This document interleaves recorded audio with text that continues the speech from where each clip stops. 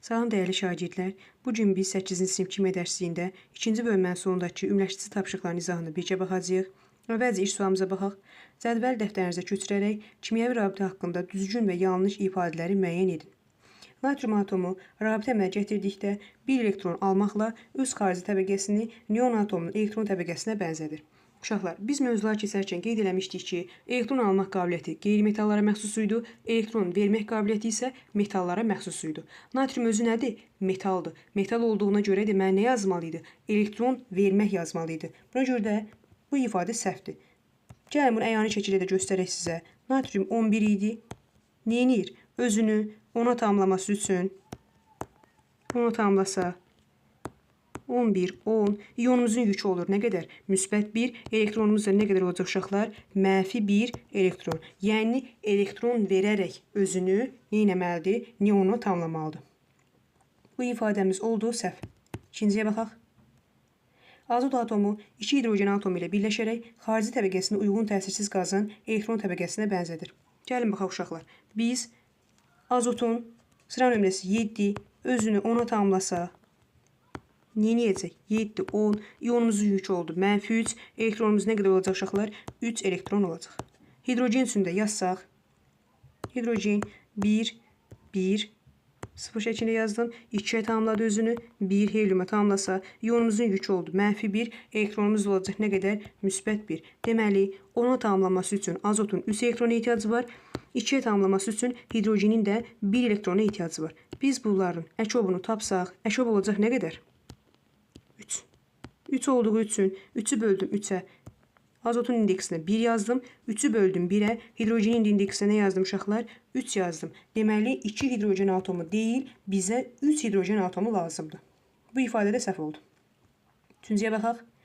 İyon rabitəsi müxtəlif əks yüklü iyonlar arasında yaranır. Bəli, iyon rabitəsi nə idi? Müxtəlif yüklü iyonlar arasında yaranırdı. Katyon və anion arasında yaranırdı. Katyon özü müsbət yüklüydü, anion özü isə mənfi yüklüydü. Deməli, bu ifadəmiz doğru olacaq. Dördüncüyə baxaq. Kükürt və oksigen atomları kovalent rabitə əmələ gətirməklə birləşir. Bəli, kükürt nə idi? Qeyri-metal idi, oksigen qeyri-metal idi. Hər ikisi qeyri-metal olduğu üçün qeyri-metal atomlar arasında yaranan rabitəyə kovalent rabitə deyirdik. Yazmadı. Bir dəqiqə. Bu da oldu müsbət. Aha. Sonuncuya da baxaq. Hidrogen və flor atomları birləşdikdə onlar arasında 2 kovalent rabitə əmələ gəlir. Gəlin baxaq uşaqlar. Hidrogenin sıra nömrəsi 1, elektron formulu 1s1, florun özü sıra nömrəsi 9, elektron formulu 2s2, 2p5 şəklində olacaq.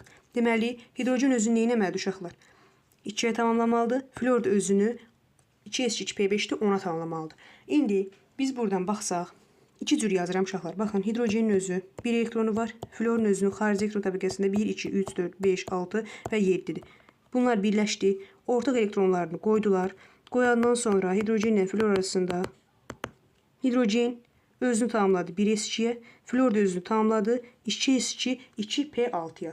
Buradan da gördük ki 2 elektron lazımdır. 2 elektron da nədir yəni uşaqlar? Bir rabitə, bir kovalent rabitə yaratmalıdır. Bizə isə yazıb ki 2 kovalent rabitədir. Bu ifadə də səhv olacaq. Bunu belə də göstərə bilərik uşaqlar. Baxın, hidrogen 1, 1 özünü 2'yə tamamladı. İyonun yükü oldu. Mənfi 1. Elektronum oldu. 1 elektron. Florun özü də 9, 9, 0'dır. Buradan da nə olacaq uşaqlar? Flor 9, 10, mənfi 1. 1 elektron da bunun oldu. 1 elektron burada, 1 elektron da burada. Əkobumuz da oldu 1. Elə bizim də ümumi formumuz zaten H-flor şəklində olur. Yəni, bizə yazıb ki 2 kovalent rabitə, xeyr 1 kovalent rabitə olmalıdır. İkinci suala baxaq.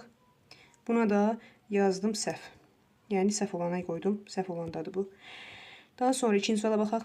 Anaqramları tamamlayın və təriflərini dəftərinizdə yazın. Artıq təriflər dəfələrlə təkrar olduğu üçün təriflər deməyə ehtiyac yoxdur uşaqlar. Gəlin anaqramları tamamlayaq. Tərifləri özünüz yazarsınız.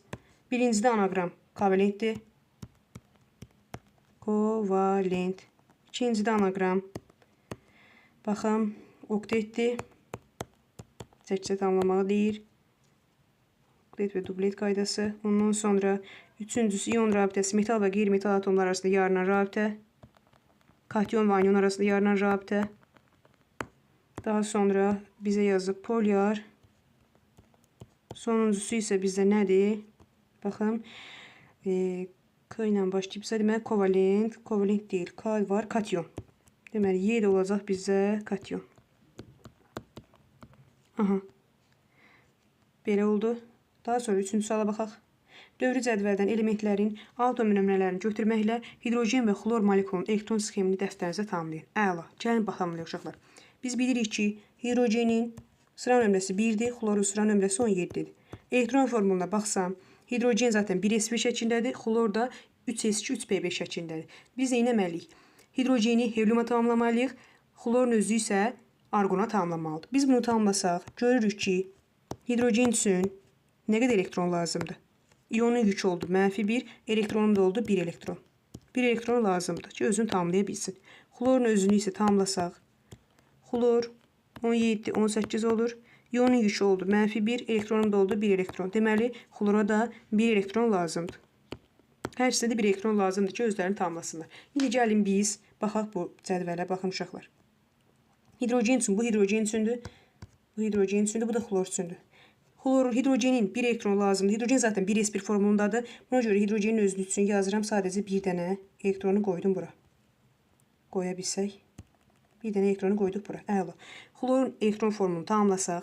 Birinci energetik təbəqədə 2 elektron. İkinci energetik təbəqədə 1, 2, 3, 4, 5, 6, 7, 8 və üçüncü energetik təbəqənin gəlin fərqli rənglə yazdım uşaqlar. Nə qədərdir? 3s2, 3p5'dir. Yəni 7 elektrondur. 7 elektron olduğu üçün 1 elektronu buraya yazıram. 2, 3, 4, 5, 6 və 7. Uşaqlar biz nə görürük? Biz görürük ki, baxın, hidrogen 1 elektron idi. Ona 1 elektron lazım idi ki, özünü dubletə tamamlasın. Dubletə tamamlaması üçün xlordakı 1 elektronu götürdü və özünü dubletə tamamladı. Baxın, bu belə. Bizə yazım ki, bu sizə aydın olsun. Baxın, bu buradakı belə. Bu hidrogenindir. Bir dənə özündə var idi. Xlordakı bir dənə elektronu götürdü, özünü tamamladı 1s2-yə. Xlor 17 idi. Yəni, buradakı 17 idi. Hidrogenin bir dənəsini götürdü, özünü tamamladı. Nəyə uşaqlar? 18'e. Yəni 3s2, 3p6'ya tamamlamış oldu. 18'e tamamladı.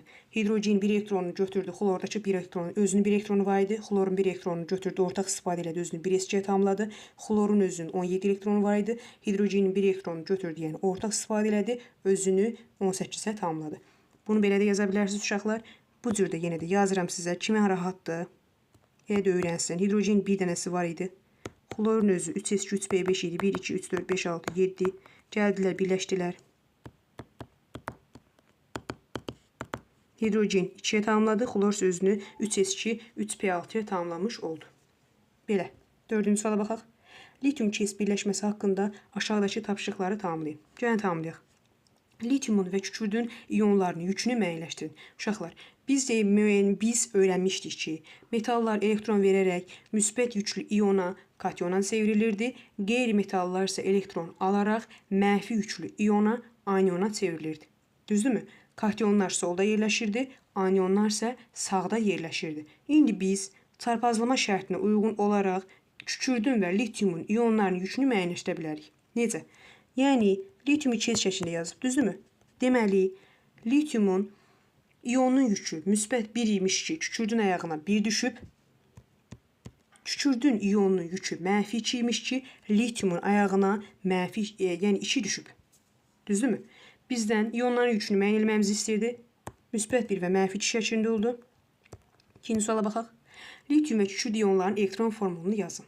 İyonlarının deyir artıq uşaqlar. İyonlarının dediyini nəzərdən çıxartmayaq. Lityum özü sıra nömrəsi 3. İyonun yükü müsbət 1. Deməli, elektron olacaq 2. Bizim elektron formumuz olacaq 1s2 şəklində. Kükürd sıra nömrəsi 16. Mənfi 2-dir. Elektron olacaq 18. Elektron formunda yazsaq 1s2, 2s2, 2p6, 3s2 və 3p6 şəklində olacaq. Düzdürmü? Üçüncü sualda bizə nə deyir? Atomun xarici elektron təbəqəsi kükürt ionunun müvafiq təbəqəsinə bənzəyən təsirsiz qazı müəyyənləşdirin və aşağıdakı elektron sxemini dəftərinizə tamamlayın. Uşaqlar, kükürt nəyə yaxındır? 18-ə yaxındır, yəni arqona yaxındır. Baxın. Kükürdü 18-ə tamamlasaq. İyonumuzun yükü zaten mənfi 2 idi, bayaqda qeyd eləmişdik. İndi bizdən elektron sxemini dəftərimizə tamamlamamızı istəyir. 18-i yəni tamamlamamızı istəyir. Biz elektron formulunu yazsaq 1s2, 2s2, 2p6, 3s2, 3p6 şəklində olar. İndi biz bunu sxemdə doldursaq, birinci ECT təbəqədə 2 elektron, ikincidə 8 elektron, 2, 3, 3, 4, 5, 6, 7, 8, digərində də 8 dənə 1, 2, 3, 4, 5, 6, 7 və 8 şəklində olacaq. Bunu sərgiyə şəkildə özünüz çəkərsiniz uşaqlar. Bu qədər. 5-ci suala baxaq. Kristal qəfəsi verilmiş ion rabitəli birləşmənin şərti formulunu yazın. İon rabitəli birləşmə deyir.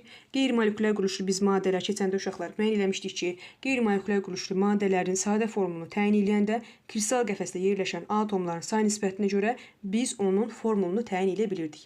Yəni, gəlin sayaq. Bizə nə qədər A var, nə qədər B var. A-nı saysam 1, 2, 3, 4, 5, 6, 7, 8, 9, 10, 11, 12, 13 olar. A oldu 13. B-ni saysam 1, 2, 3, 4, 5, 6, 7, 8, 9, 10, 11, 12, 13. Aha, əla.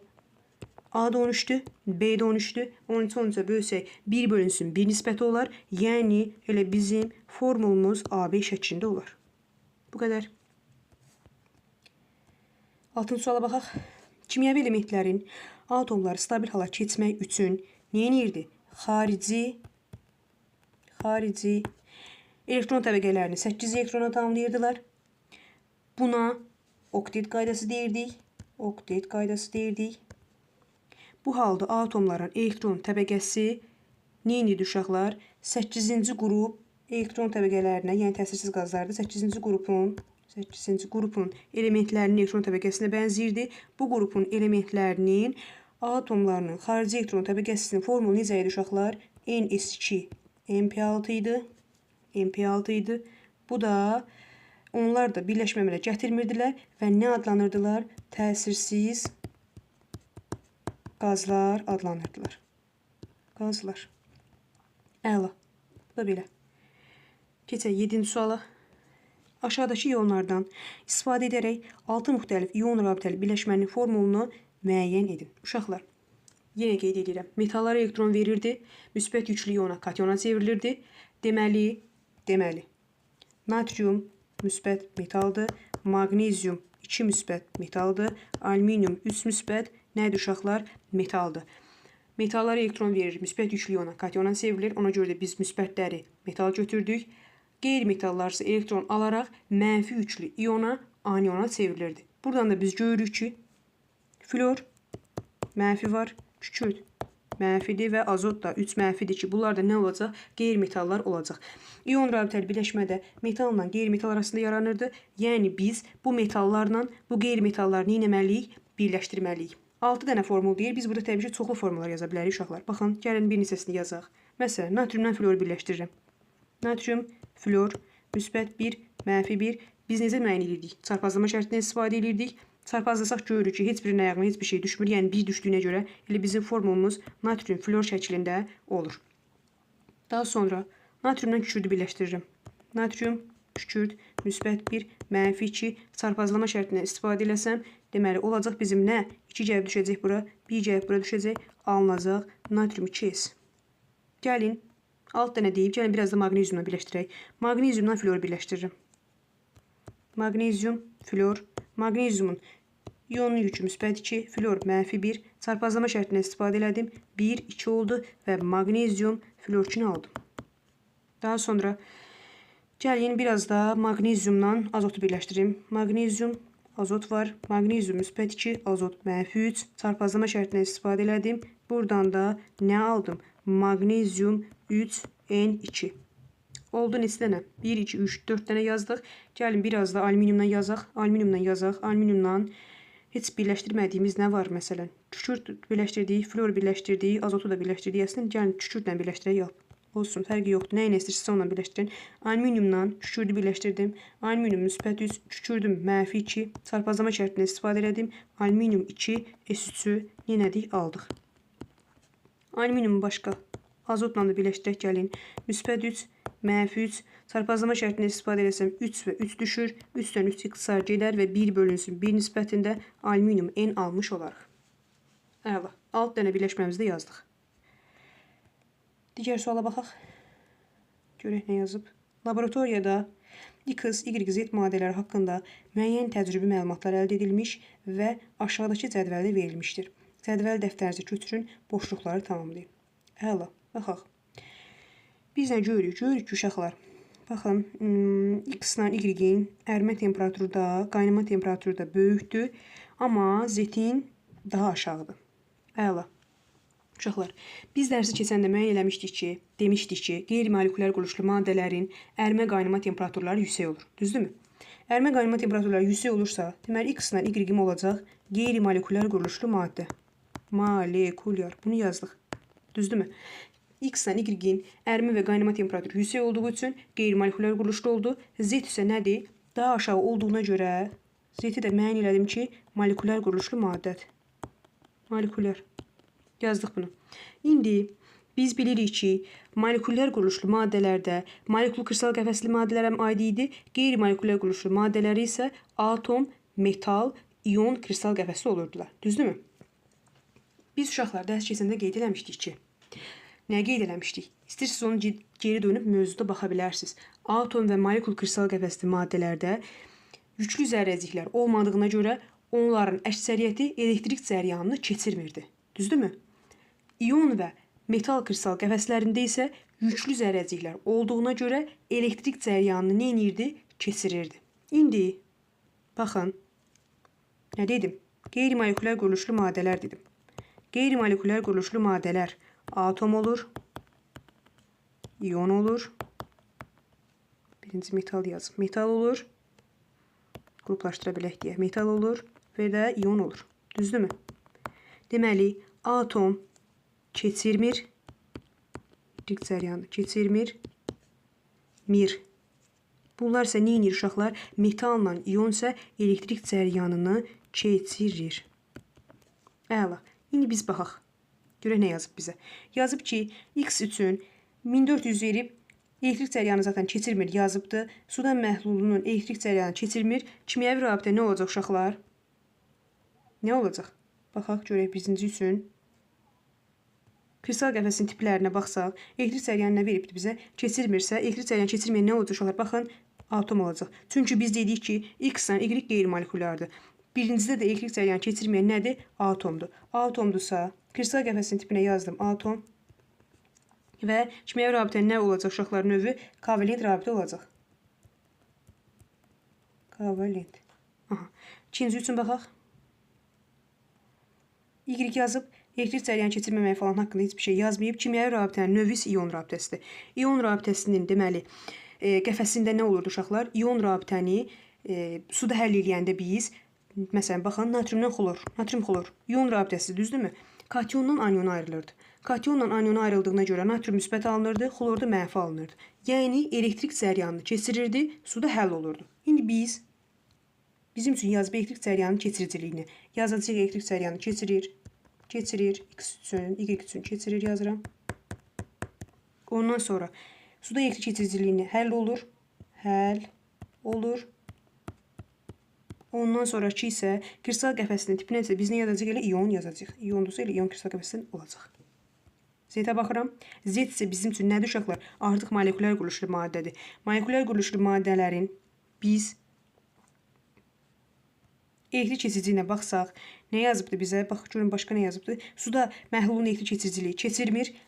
Deməli, elektrik keçiriciliyini keçirməyənə görə elektrik keçiriciliyini onsuz keçirməyəcək. Molekulyar quruluşlu maddələr elektrik cəryanını keçirmirdilər. Yazsa uşaqlar, keçirmirdi yəni burada. Keçirmir. Ondan sonra molekulyar quruluşlu maddə olduğu üçün kristal qəfəsinin tipi olacaq elə molekulyar və kimyəvi rabitənin növü olacaq nə uşaqlar? Kovalent. Kovalent.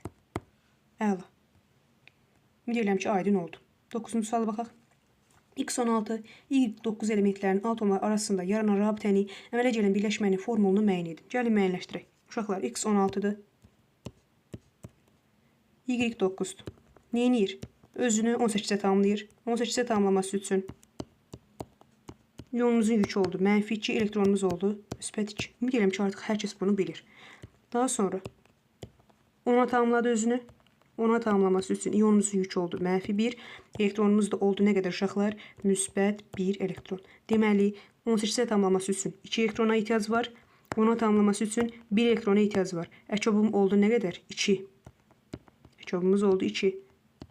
2-ni bölsək 2-yə. X-in ayağına heç nə düşmür, yəni 1 düşür. 2-ni böldüm 1-ə. Y-in ayağına da düşdü. X, Y2. Formulumuz oldu X, Y2. İndi bizə nə istəyir? Deməli, deyir arasında yaranan rabitənin əmələ gələn birləşməni müəyyən elədik. İndi rabitəni müəyyənləşdirməliyik. Uşaqlar, rabitəni müəyyənləşdirmək nə deməkdir? X-in elektron formulunu yazsam 16-cı element üçün elektron formulu nədir? 3s2, 3p4-dür. Düzdürmü? Biz nə görürük? Görürük üslərin cəmi 6-dır. 6-dırsa 6-cı qrupda yerləşir. Yəni qeyri-metaldır. Y9-dur. 2s2, 2p5. Üslərin cəmi oldu 7. Bu da 7-ci qrupda yerləşir. Hər ikisi qeyri-metaldır. Hər ikisi qeyri-metal olduğu üçün nə olacaq uşaqlar? Kovalent rabitə olacaq. Bu qədər. Formulumuz oldu X, Y2 və yaranan rabitədə oldu kovalent rabitə. Sonuncu suala da baxaq. Metalların özünə məxsus xassələri olmasının səbəbi onlarda metal rabitəsinin olmasıdır. Metalların xassələri üçün uyğunluğu müəyyən edin. Gəlin müəyyənləşdirək. Uşaqlar, birinci yazıb ki, plastiklik. Plastiklikdirsə nə olacaq? Təbii ki, B olacaq. Yəni, üfüqi və şaquli hərəkət edən bilinən qatlardır. Biz nə demişdik? Dedik, qatlar mövcuduydu. Onların rahat sürüşməsi hesabına qırılma olmurdu. Bu da onun plastiklik xassəsinə aid idi. İkinci üçün bizə nə yazıb? Bəşlik yazıb. Bəşliyə də baxın C variantı. Dialokallaşmış elektronlarla metal kationlar arasında güclü cəzb etmədir. Güclü cəzb etmə hesabına ərimə və qaynama temperaturu nə edirdi? Yüksək olurdu. Üçüncü üçün elektrik keçiciliyi yazıbdır. Elektrik keçiciliyi nə olacaq uşaqlar? Dialokallaşmış elektronlar olacaq. Biz bilirik ki, metalların radiusu böyük olurdu. Onlar xaricdəki elektronlar tərəfindən zəif cəzb olunurdu, sərbəst qalırdılar. Belə elektronların digər adını da biz nə adlandırırdıq uşaqlar? Dialokallaşmış elektronlar adlandırırdıq. Buna görə də birinci oldu B, ikinci oldu C, üçüncü də oldu A variantı. Bununla da biz izahımızı yekunlaşdırmış olduq uşaqlar. Ümid edirəm ki, izahım aydın oldu sizə. Kanala dəstək olmaq üçün videonu bəyənib, rəy yazıb, abunə olmağı unutmayın. Gələcək mövzudan izahında görüşənə qədər.